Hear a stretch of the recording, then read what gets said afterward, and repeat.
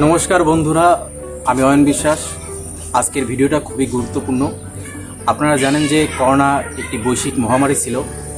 সচেতন না থাকলে এটি আবার অনেক মহামারীর আকারে ধারণ করতে পারে। তো আজকের ভিডিওটা মূলত করোনা সচেতনতা নিয়ে। এজন্য আজকের ভিডিওটা খুবই গুরুত্বপূর্ণ। করোনা ভাইরাসটা আসলে কীভাবে ছড়ায়? করোনা ভাইরাসটি হাসি এবং কাশির মাধ্যমে ছড়ায়।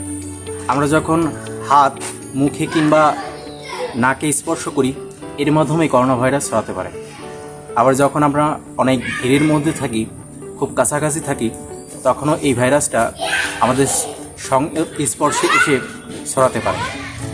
তাই সচেতন হতে হলে আসলে কি করতে হবে? সচেতন হতে হলে 20 সেকেন্ড ধরে সাবান দিয়ে ভালোভাবে হাত ধুতে হবে। বিশেষ করে আপনি যখন বাইরে থেকে ফিরবেন এবং আপনি যখন বাইরে যাবেন, তখন অবশ্যই আপনাকে মাস্ক পরিধান করতে হবে।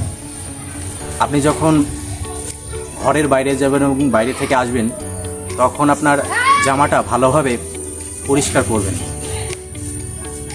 এই কিছু উপায়ে হয়তো করোনা ভাইরাসটা ছড়াবে না। আপনি কি ভ্যাকসিন নিয়েছেন? যদি নিয়ে না থাকেন তাহলে আজই নিন, কারণ এই ভ্যাকসিনটা করোনার বিরুদ্ধে লড়াই করতে আপনাকে সাহায্য করবে। তাই বন্ধুরা, আসুন আমরা সচেতন হই, নিরাপদ থাকি।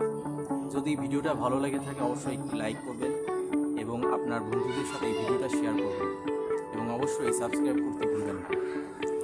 আসুন সুস্থ থাকি, নিরাপদে থাকি। সবাইকে অনেক অনেক ধন্যবাদ।